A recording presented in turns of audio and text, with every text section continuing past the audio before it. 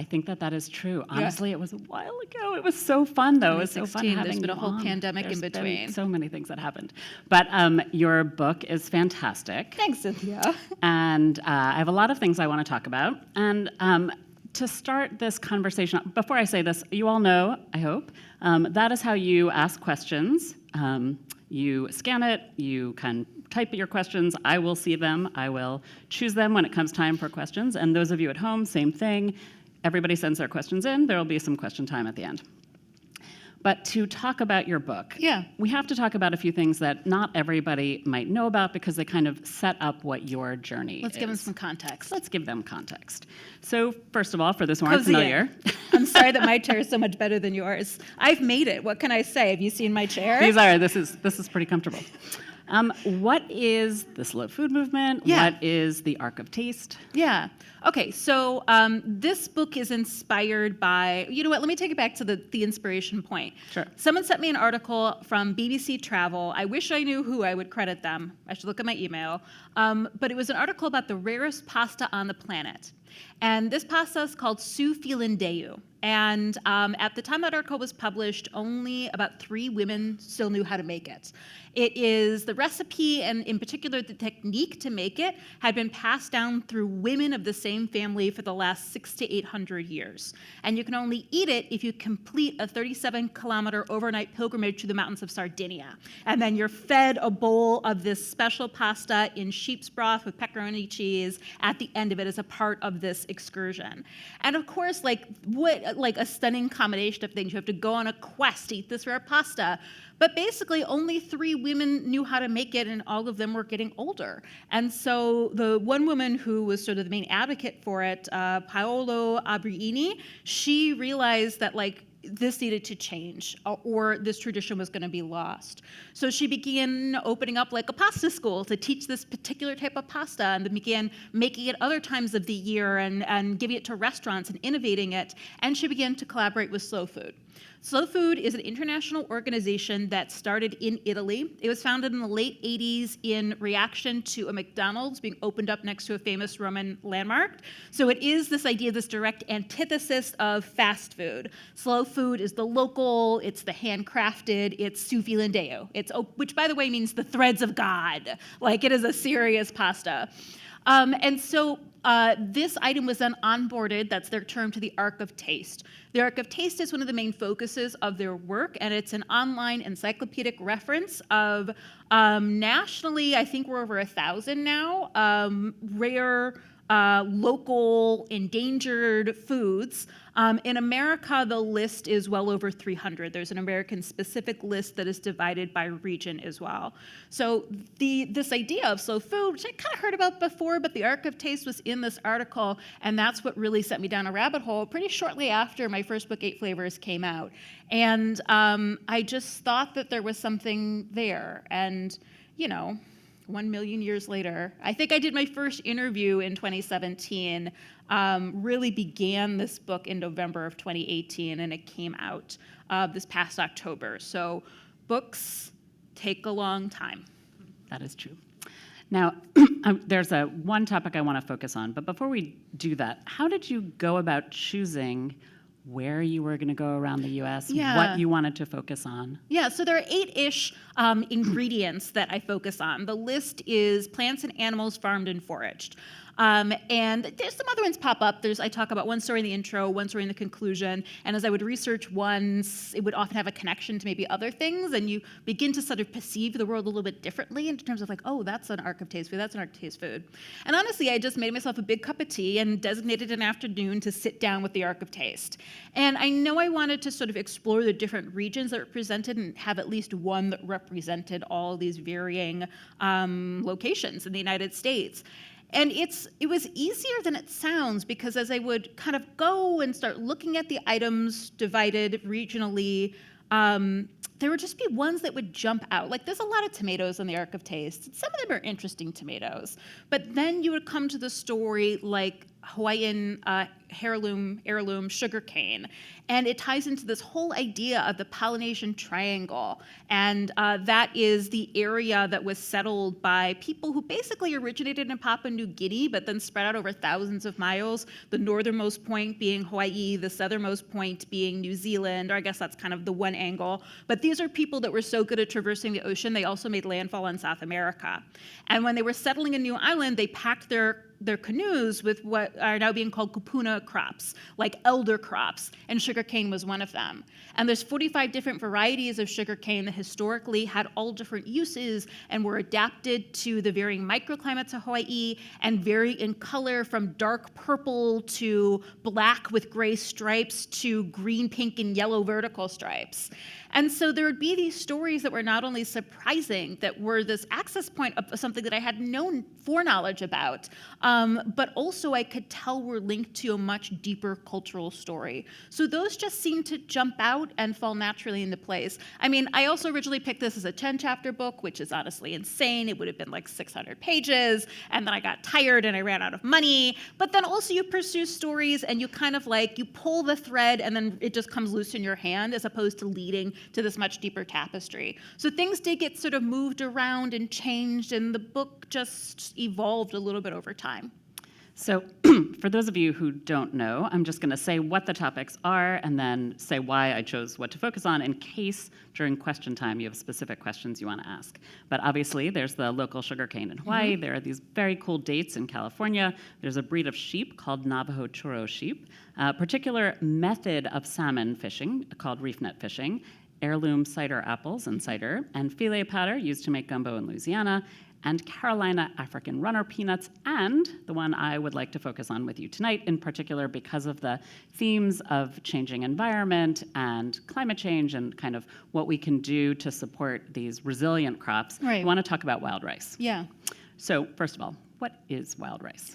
Okay, so like I said, I picked topics that surprised me, and I was very surprised to learn that wild rice is a native ingredient. It's not Asiatic rice. It is indigenous really to most of America. There is some variety of wild rice growing, but the type that is largely harvested and consumed by people come from where I'm from, the Midwest, specifically the Great Lakes region on both the American and the Canadian sides. So that was amazing to me because I grew up in Cleveland, Ohio. I grew up in one of its native ranges and had never heard of wild rice being grown or harvested locally. The other thing that really surprised me about it is that it's not rice. That was sort of stunning to me. They're in the grass family, but that's a big old family. And it's actually its closest relative is corn, another indigenous grain, so that makes sense. And you see it when you see the wild rice plant in the field, like, I'm not talking about the tassels, but like the corn flowers on top look really, really similar to the male flowers of wild rice. So it's an indigenous grain, and it is harvested and considered a sacred food by several indigenous groups in the Midwest. The largest of them is the Anishinaabe. There you go. And the Anishinaabe is a bigger name for several tribes that are culturally similar, but the largest of those is the Ojibwe. And the Ojibwe are mainly in Michigan and Minnesota. Great. A little bit of Wisconsin, So we have too. a little bit of a map there. Yeah, so the map, and I can explain this a little bit. Basically, again, wild rice is kind of from everywhere. There's southern wild rice and northern wild rice, or river versus lake rice. The darker green areas is the native habitat of northern wild rice, but it is extant in a lot of these areas. The bright green areas is where it's actively growing, and then Michigan, Wisconsin, Minnesota, and a little bit into North and South Dakota are the areas where it's actively harvested by indigenous peoples. It is harvested in New England, but that's more of a modern thing. And you know what? There has been some indication that the Choctaw and Cherokee were actually harvesting wild rice as well, but it's not currently a traditional practice. So in these areas, this food has been harvested by these people for at least 800 years, and it still is to this day. Well, we have an image that you provided. And how important was it to these indigenous communities? Was this just kind of a sometimes food? Was it really an important food? This is a staple food because it's also a very healthy, high-protein grain that, especially when combined with another native staple of maple syrup, it could get your family through the entire winter. So it is a staple food, and it is also a sacred food. The Anishinaabe people are actually related to, they're in the Algonquin language grouping, and the Algonquins are on the East Coast. So there was a migration that happened about 1,000 years ago. And these people, who would be the Anishinaabe, began to move west along the Great Lakes. And basically, they stopped at the place where in their creation story, where they found the food that grows on the water. And it is their connection to this food, which grows in this place, that really made them, in their eyes, who they are today. So this food is sacred in that it is believed that it has been placed there by the Creator for all of us. But it is sacred because it is also believed that if this food disappears, that the Ojibwe, the Anishinaabe, will also disappear because it is a part of their identity.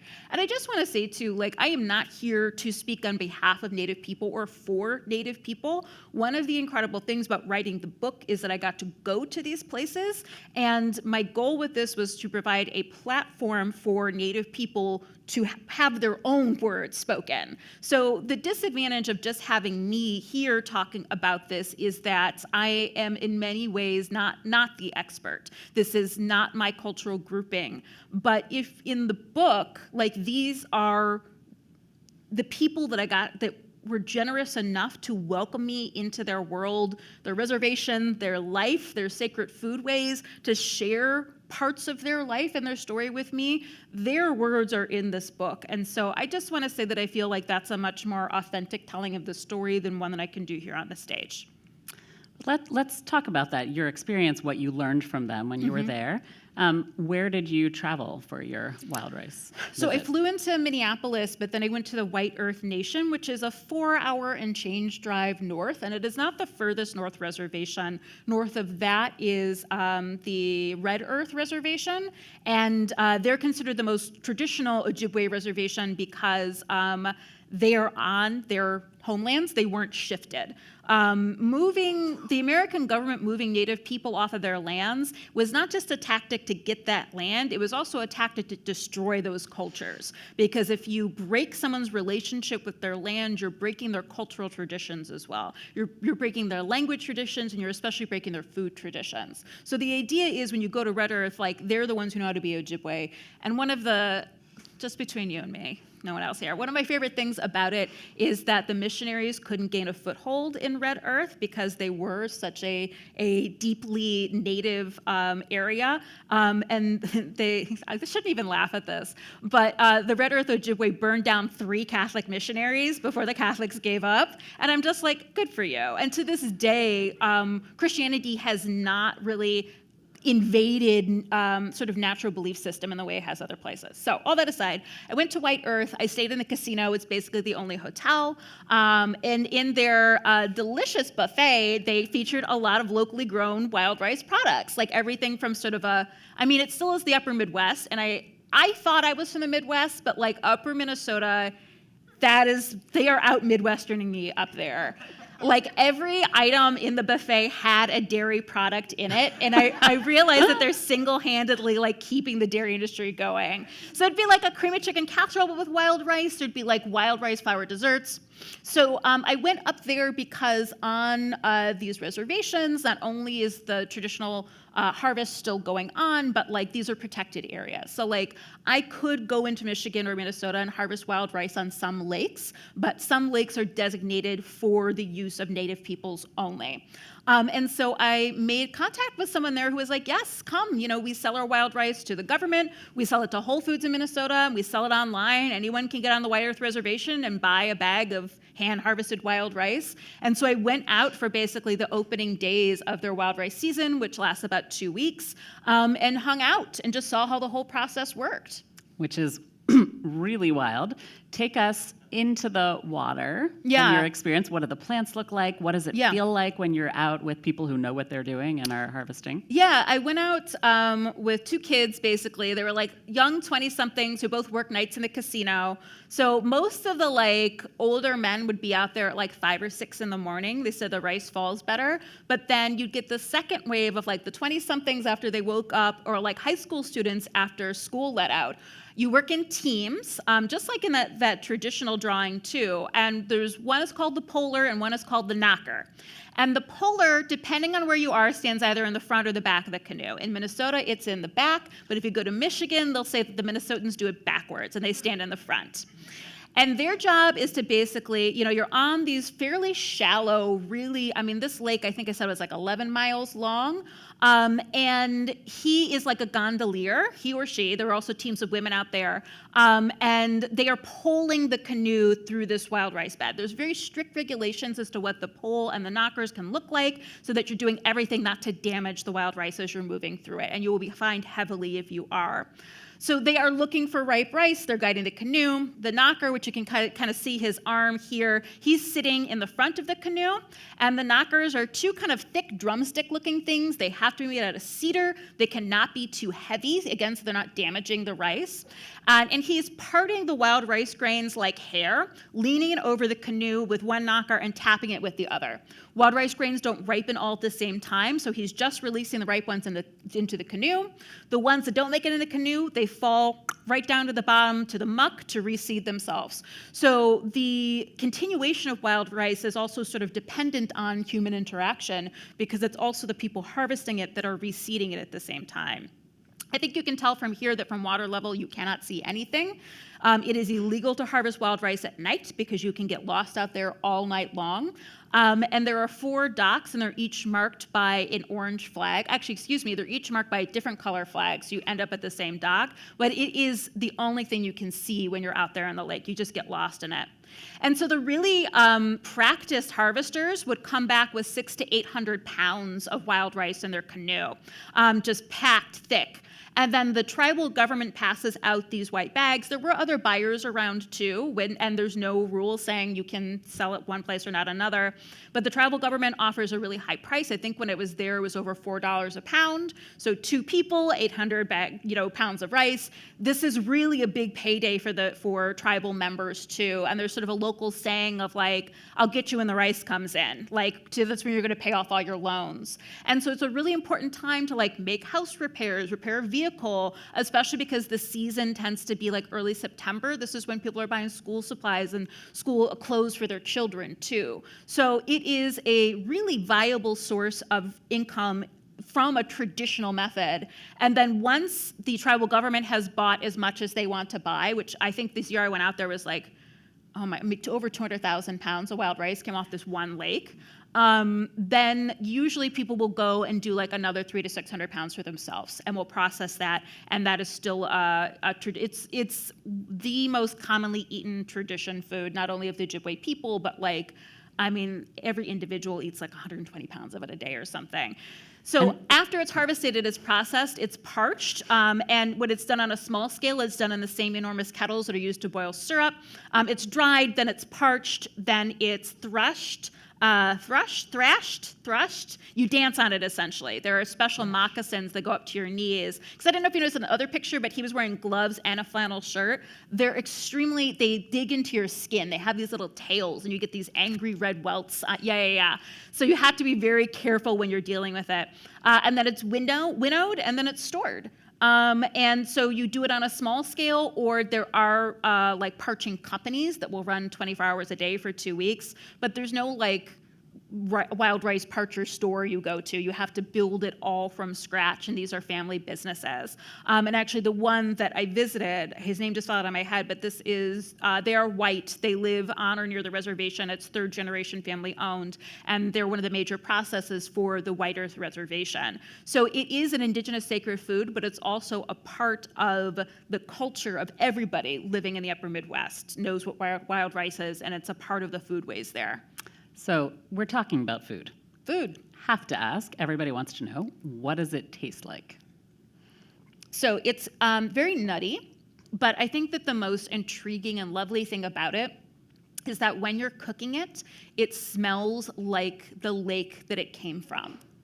It has this fresh water smell and fresh water flavor to it.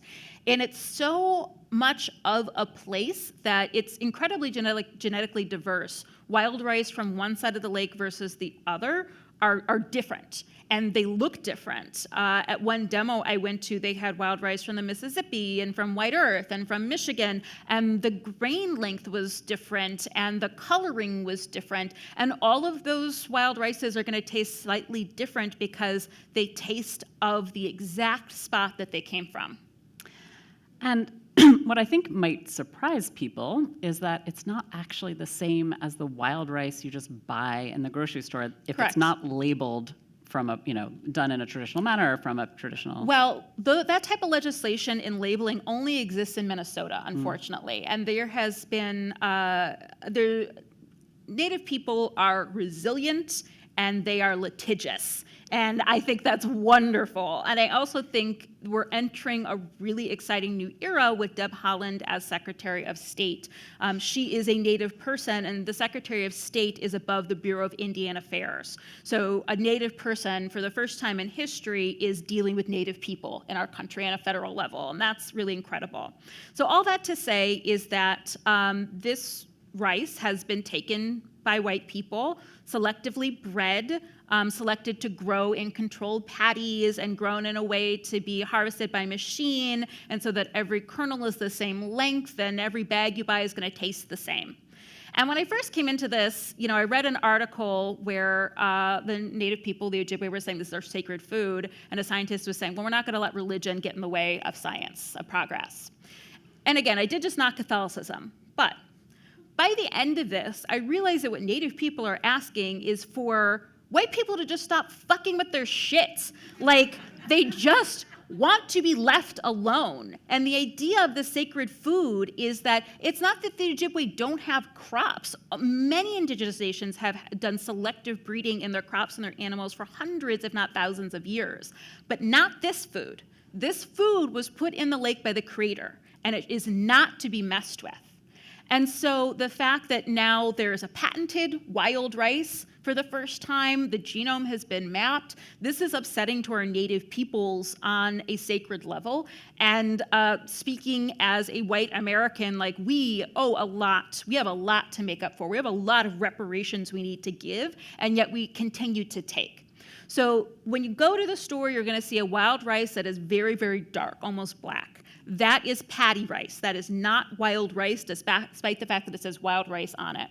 In Minnesota only, it cannot say that. It has to say that it is cultivated wild rice, or that it's paddy rice. Only wild rice would be called wild rice. But that legislature and labeling doesn't exist in other places. So you might look at two packs and see one is $4 and one is $7, and buy the $4 one when the $7 one is a true wild product harvested by Native people, and that money goes back to Native people. And honestly, the paddy rice is grown in California by for-profit agriculture. And they taste, I do recommend everybody at home and in the audience, you can do this yourself. You can buy paddy rice, wild rice, the standard stuff you're used to. You can buy the real wild rice. You can make them both. They taste, I've had it before. They taste significantly different. It's definitely worth doing. And it's not even that the cultivated rice tastes bad in any way. It's just like talking to people about this book, of course people want to know, like, how do they prevent foods from going extinct? And with this, it's so easy because you just buy it. The best thing you can do is just buy some real wild rice from a tribal organization or from a store that certifies a tribal connection. There's one out of Brooklyn, Heritage Foods. They sell wild rice and ship it. You can buy from the White Earth Nation. Interestingly though, here's where it gets more complicated. The Red Earth Nation also grows paddy rice. So not everybody is on the same page in terms of, is it wrong or not? So there's, of course, nuance there. We're all human beings, right? So just buy some wild rice. Because what other activism did you get to do where you also get to have a fun treat at the same time? That's why I love food. Yeah.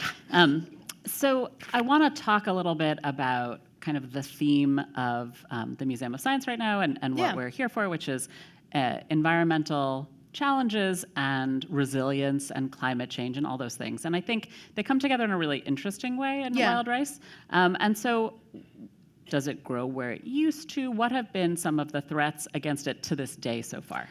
I mean, like a lot of wild foods, its range is actually expanding. It's shrinking northward. Well, it's shrinking from the south, but then growing northward. Like we're seeing something similar in maple syrup. So at the moment, it's not an issue. It's a little bit like, the Midwest has been declared the best place to survive climate change because there's going to be a lot of water, but there's not going to be hurricanes, And so water helps this plant, and there are also a lot of like dams and locks in place to control it. There's some concern that it needs a hard freeze, again, much like maple syrup, to be able to produce or propagate. But it's all a little bit like, we don't know. Unpopular opinion about climate change, here it comes. It's not your fault. It is unlikely there's a single person sitting in this room that is to blame for climate change. If you could just raise your hand if you made climate change. Okay, you're out. Sorry. It's this guy right here, everybody.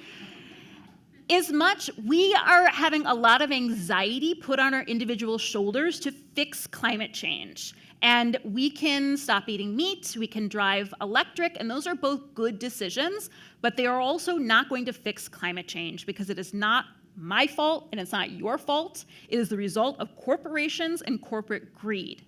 And so until we get environmental legislature that curbs the money, the industry, and the corporations in this country, climate change is not going to be fixed. And you know why we think it's our fault? Because of those same corporations. Because they're the ones that even all the way back produced that stupid commercial with the Native American crying at a plastic water bottle. That dude wasn't even Native. So from the beginning, they have tried to put this on us so they can get away with it, and they are still getting away with it. So the climate anxiety is real, and it's real because we feel helpless, and we are in some ways because I cannot eat all the hamburger I want and the planet isn't going to cool down. It takes much bigger things, and it takes our government fixing it. Now, that being said, one of the reprieves of this book is that there are often much easier things to fix these foods and to fix these cultural associations, like with wild rice. The Enron pipeline is in the same area that wild rice is being grown. While I was writing this book, they were actively fighting another pipeline that didn't even provide oil for Americans. It was a Canadian pipeline. And they always say, oh, it's not going to leak, it's not going to leak. And then 6 weeks later, 3 weeks later, there is oil in these fresh waters where this wild rice is being grown. That's a problem. Mining waste is a problem. Lumber industry waste is a problem. These are things that are fixable if our government listens and makes really small changes that apply to the whole industry. But like I mentioned, these groups are litigious, and they've created a law called the Rights of Manoomin. And basically, the Ojibwe people have said, well, if a corporation has rights like a person, then so does this sacred food. If you can do that, we can do this. And Manoomin, which is that's the Ojibwe word for wild rice. Manoomin is mentioned in the treaty between the Ojibwe people and the United States government. So they can litigate for the protection of wild rice on a federal level. They can go to the presidency to get protections, and they are. They are working on this. So when I feel anxious about something, if I've got money, I throw it at the problem, even if it's $5. So donate to those water protectors, donate to the Rights of Manoomin, buy a bag of wild rice. These are things you can do to support people on the ground who are going to make changes that not only make sure this food is protected, but then the echoes of that is going to make the world a better place for all of us. That's lovely. I agree, and I absolutely agree. Thank you.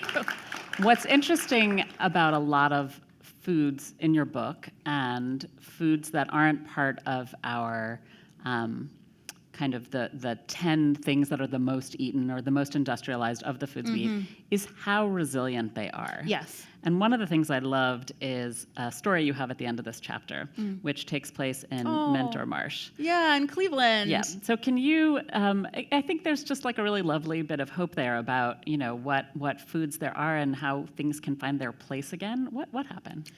So the book is hopeful. I found a lot of hope in these stories as much as I was frustrated too. So part of my goal for this book is, okay, wild rice is from Ohio, I'm gonna find it.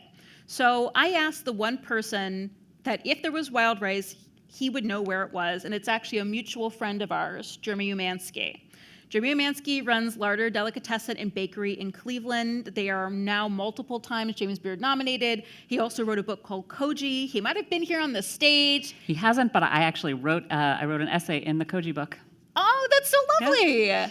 And coincidentally, he opened up his restaurant 1 month before I moved back to Cleveland from New York, and I moved right around the corner. So we became friends. One day I'm walking past, he's sitting on the curb, and I say, hey, Jeremy, have you heard of any wild rice around? He's like, yeah, I've heard it's been spotted in Mentor Marsh. Mentor Marsh was owned by the Natural History Museum. I wrote a contact. She wrote somebody else. When they finally got back to me a couple weeks later, they said, how did you hear about this? Because we haven't told anybody. And I was like, I didn't give them up. I was just like, I just knew who to ask.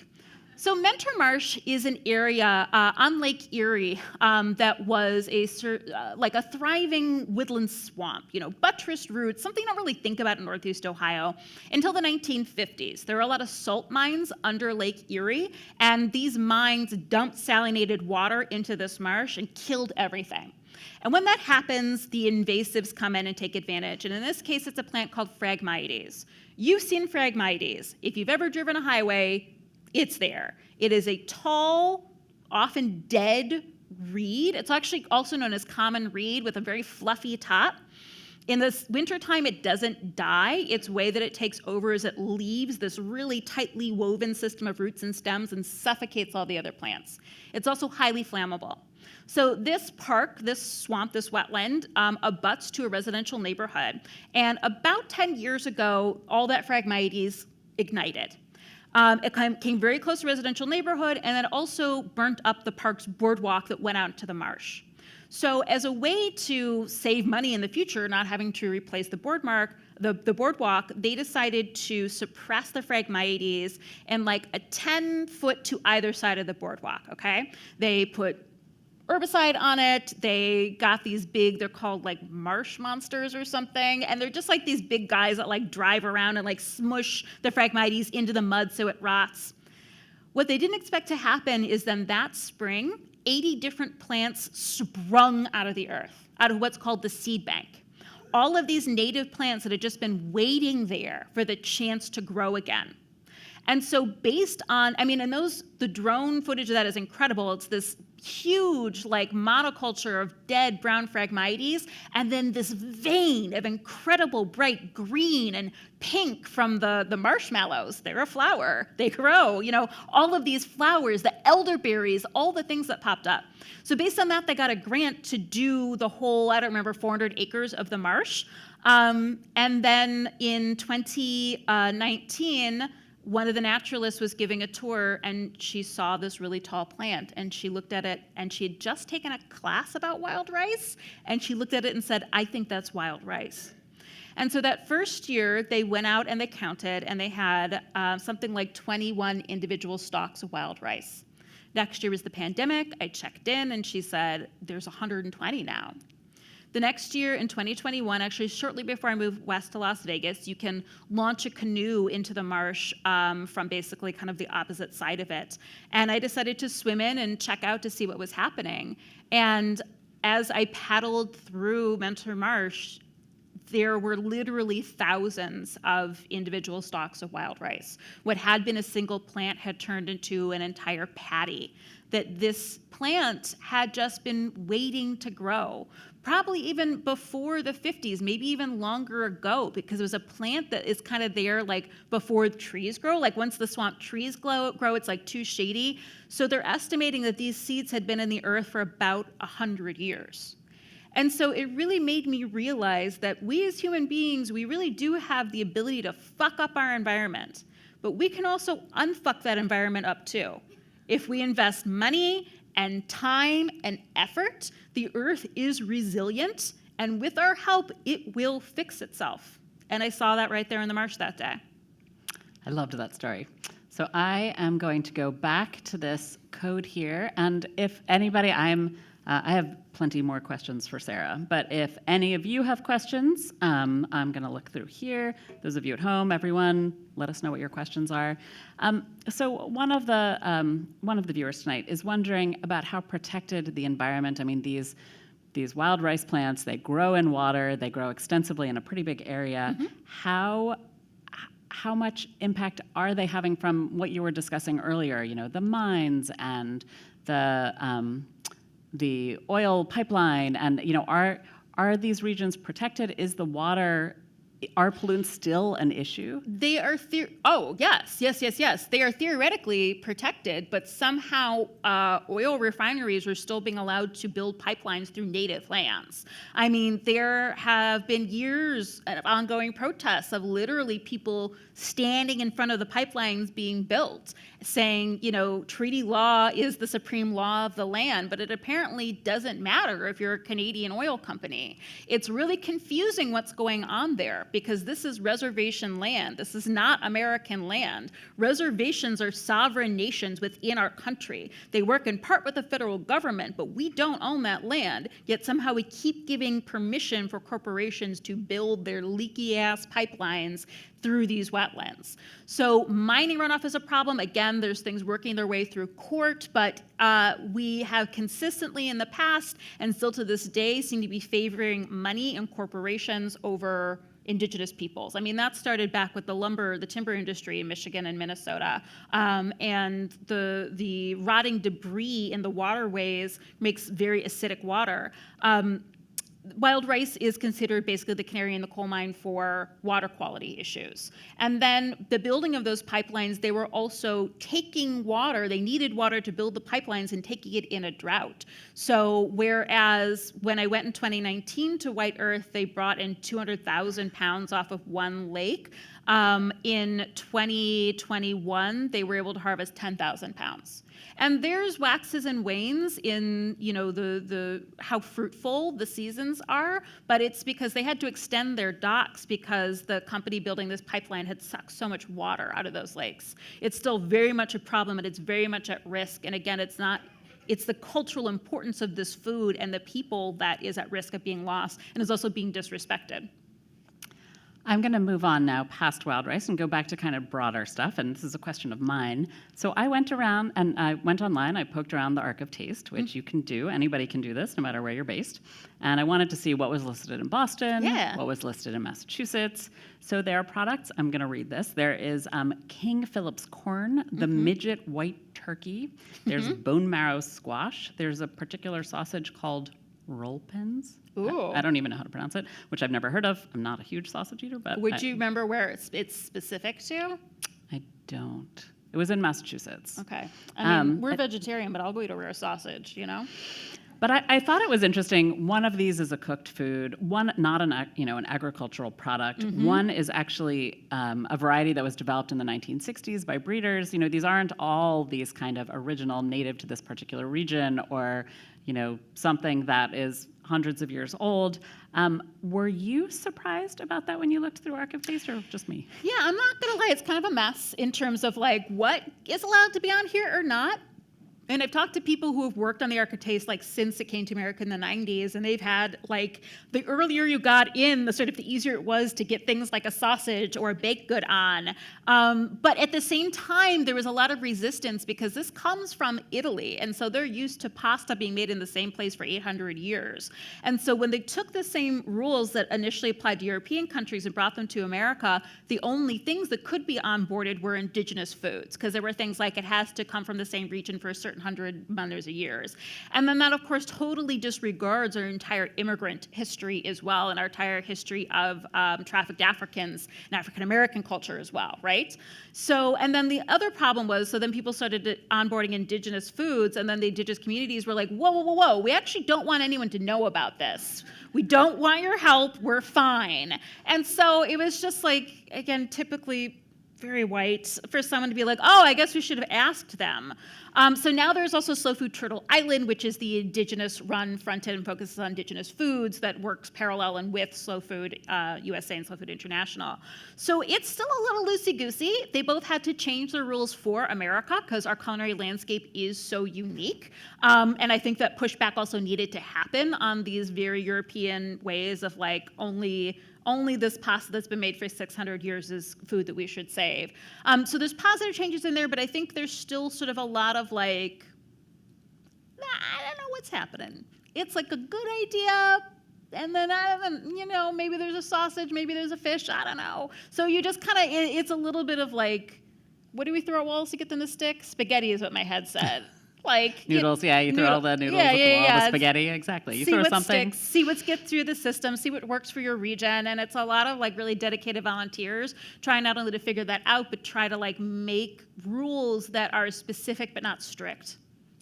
So someone wants to know, what is a food that didn't make the cut for the book and why? Well, you won't have to worry about it anymore because this is what my column for Gastro Obscura is going to be about, which is like my dream. Most of the time it was just because the story wasn't big enough to fill a whole chapter, right? Like I needed to tell these stories that were very connected in different ways. And they were often simpler stories, which are lovely, but like that's what's going to go on Gastro Obscura. And like I said, some of them I sort of pulled the thread and it didn't necessarily lead anywhere. One that I was really sad I couldn't do, basically because of time and funding, that I'm really excited to be able to do for Gastro Obscura is the story of gallberry honey.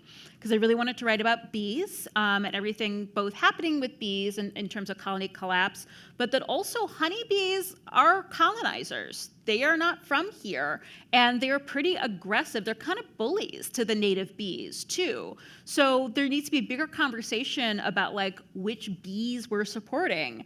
But gallberry honey specifically is made from the flowers of the gallberry bush, which grows only in like Panhandle, Florida, and Georgia swampland. And so the beekeepers have to take the hives on like motorboats and like buzz them out into the swamps and let them collect within this like 2-week period in early May. So I don't know if it'll happen this year, but I do really hope to with this series. I have the contact set up and everything there to go and sort of see gallberry honey getting made. That is something that I think would have filled out a whole chapter. It's just like you have to make choices. Things have to give, and that's the one that didn't make it. And I'm going to go back to asking one of my own questions, which is in Boston, one of the foods that is on the list is the Roxbury russet, which if you all have not had it, it's an absolutely delicious apple, and I'm not a huge apple person. And even now, just hearing the name, the next time you see it in a grocery store or a farmer's market, you're going to pick it up. And that is the simplest point of this whole exercise of the Arc of Taste. What were you searching for with your apples? Oh, so with my apples, I based it in New York and New Jersey. No offense, New England. But it just so happened that I ended up learning about this story of Newark cider. The cider that came out of Newark in the 19th century was really the first standardized commercialized cider, as opposed to just like a bucket of whatever apples you have around. They used some very specific apples, and there was this team of sort of cider makers and pomologists trying to find these apples, and the treasure hunt and the stories that come up are really exciting, but you'll have to read the book for those, and luckily you all have a copy now. But I want to bring up that like Boston, as well as Vermont and New Hampshire, have amazing cider makers up here, and some of them will even list what apples, especially the heirloom apples, are inside your can. And some of them are making single varietals. And the cider industry has grown. I mean, in the past 10 years ago, there were about 100 cideries nationally. Now there's over 1,000. And so this is another really simple thing. Just going out and the next time you're at a bar or at a restaurant, ordering local cider is saving apples that were nearly lost. One of the apples I write about was planted in the 1850s and rediscovered in the forest. Like it was thought to be extinct. So just go get a little drunk, and that's activism too. I say I'm not a huge apple fan, which I'm not. I am an absolutely huge cider fan, and we do have absolutely amazing cider. And it's really fun to look at the cans and say, oh no, I don't really like the Macintosh ones. I really like these. And I feel like a decade ago, cider was being sort of sold as like a wine cooler adjacent product, and that is not where we are with cider anymore. It ranges the entire gamut that wine does. You can have something that's really funky. You can have something sort of tart and sweet. I really like really dry ciders now. There is just, and I don't know how I'm a snob about it, but there are a lot of like fruit blended, like wine cooler-esque ciders. I always look on the menu for the apple ciders. And when we say cider, we mean hard cider. Like that word is reversed for the rest of the world. We say cider to mean sweet cider, but the rest of the world says sweet cider. And when they say cider, they mean hard cider. And the driest possible. Driest possible. Yeah, just go for the one that's made from apples and see how it goes. If you're a wine drinker, you're going to like it. If you're a beer drinker, you're going to like it. And if you're not, don't. It's really great. So did any of your reporting, I mean, everything is a surprise, but of the foods you ate and the reporting you did anything in particular really surprise you? The Coachella Valley dates, because I, of course, knew of the Coachella Valley as being the Coachella 3-day, 2 weekends, 3 days, festival hats or whatever. But that area was sort of colonized and settled by white farmers because the American government brought a native date industry in there. And I know what you're thinking, are dates a fig? And they're not. Figs are figs, dates are dates. But I wasn't terribly sure which one was which when I started this project either. So we grow as many dates in America from date palms as we import, and we grow the standards like a Medjool or a Douglas Noor. But there are also still, when those family farms came up, they were planting dates from date pits, which meant a genetically different tree popped out. That's how most fruits work. You have to take a cutting, that's a genetic copy. If you plant the seed, different genetic material. So now, 100 years later, there are dates that you can purchase in the Coachella Valley that are not grown anywhere else on the planet. They are dates from that place. And also, you can go to a place like Shields, which, is one of the older date gardens, they're called, because there's all these weird allusions to both Adam and Eve and Scheherazade, and it's a whole complicated cultural appropriation thing that happened there in the mid-century. I write about that, too. But you can go get a date shake, which is just caramely, delicious, blonde. I saw someone just celebrate about the date shake. Have you had a date shake before? They're delicious. They're one of the best foods you're ever going to try in your short life. It's just absolutely one of the, and my preference is for Shields, but all of the date gardens will have their own version of it. And this is another thing where you totally can do this at home, not the date shake unless you make it, but you can order, I've done this before, 8, 10 different varieties of dates, and they taste so different, and they are all so delicious and so much better. I mean, yes, Medjool dates in the grocery store are pretty good. But I'm not a fan. They're really sweet to me, and I didn't realize that there were semi-sweet and even almost savory dates too. And you can order. There's one person I mentioned in the book, Sam Cobb. He's a new date grower, and he's creating his own special date varieties because he started as a landscaper and was getting all these random trees, and he was like, oh, some of these dates actually taste good. And then another farm that I didn't know about when I was writing is Rancho Meladuco. Both of them are Coachella Valley based, and Rancho just released a rare and unusual date box. And at the moment, I want it to be like a Whitman sampler, and it's not quite there yet because they're a very new company. And so I asked what was in there, and they're like, oh, well, there's some of these, and then there's just some from a tree that doesn't have a name. We just threw them in there. So You're great. Yeah, you could just have an adventure. Awesome. It's really, and everyone who's bought one of those boxes so far has been we bought another and then we gave one to all of our friends. It's just such a fascinating taste journey, a fun little treat. So here is another audience question. A lot of food is deeply rooted in particular regions and cultures. Have you come across any endangered culinary traditions, foods, meals, processes that are a result of fusion or immigrant communities adapting to their new homes? Oh, that's really interesting. I mean, I'd be curious to learn about those sausages. But everything in the Archive Taste is very place-based. And one of the early active cultures was down in New Orleans, run by a woman named Poppy Tooker, who also has a great podcast called Louisiana Eats. Have you talked to Poppy? Mm-mm. I feel like in your storied career, you must have talked to everybody that I know. Well, she's great. Good to know. And so she founded one of the first chapters. There are chapters regionally, city-based, state-based, and often college campus-based. And so a lot of the foods there are sort of foods that come from the various immigrant communities. There's one called Creole cream cheese. There is this Roman taffy candy that came from an Italian immigrant grandfather, but it's basically an old-fashioned pulled taffy. And the grandson still makes it, and the cart is pulled by a mule. And if you've ever been in New Orleans, sometimes you're stopped at a stoplight and then a fruit cart pulled by a mule just goes by. So it's the boundary between the present and the past is a little bit more I don't know. It's like the most recent season of True Detective. Hopefully somebody knows what I'm talking about. Anyway, so I think that there are definitely things on there. The first essay that's going out for Gastro Obscura is about the CO kolache. Kolache, if you're from my part of the world, is a little cookie with jam in the middle of it. If you're from Texas or the Pacific Northwest, it's a little yeasty bun with some jam, or in Texas, even savory stuff on it. And so there's a huge Czech population in CO that is named actually after CO, Ohio, which is named after CO, New York. So it's not just the Czech population, but it's also about the migration into the Oregon Territory, and even something like a kolache, which is made in different places all over the country. A kolache is a different food, whether you're in Cleveland or outside of Austin and San Antonio or up south of Portland where CO is. So yeah, those things are definitely in there. I didn't get to touch on it as much in the book, but that's also what I hope to do through this article series too. So this is the last question, and then we will head out for book signing and a reception, which is very exciting. And this is from another audience member. You mentioned in another talk that you always buy Martinelli's because they've been keeping a particular strain. Oh, another talk! Someone's a fan. Oh, thank you. That they've been keeping a particular apple alive. Yeah. And so this person is wondering, do you have any other similar habits due to your research and what you now know in terms of what you buy, what you eat, what you think about?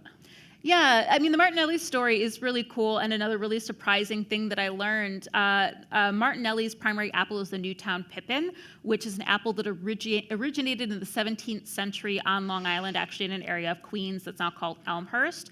And although it's a very old apple and is not well known today, it has never been at risk of extinction because, kind of much like Coca-Cola, Martinelli's didn't want to mess with its recipe.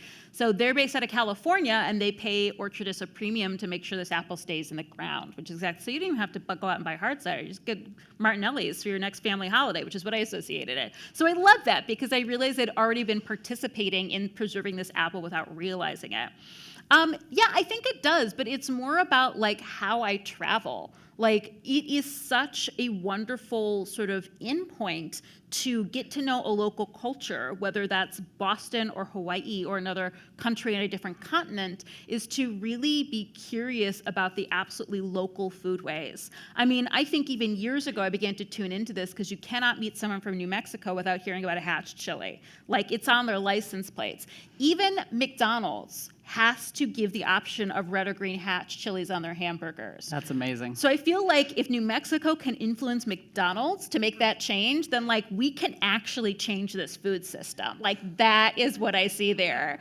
So I think it's just tuned me more into both the localness of things and also the localness of wild plants too.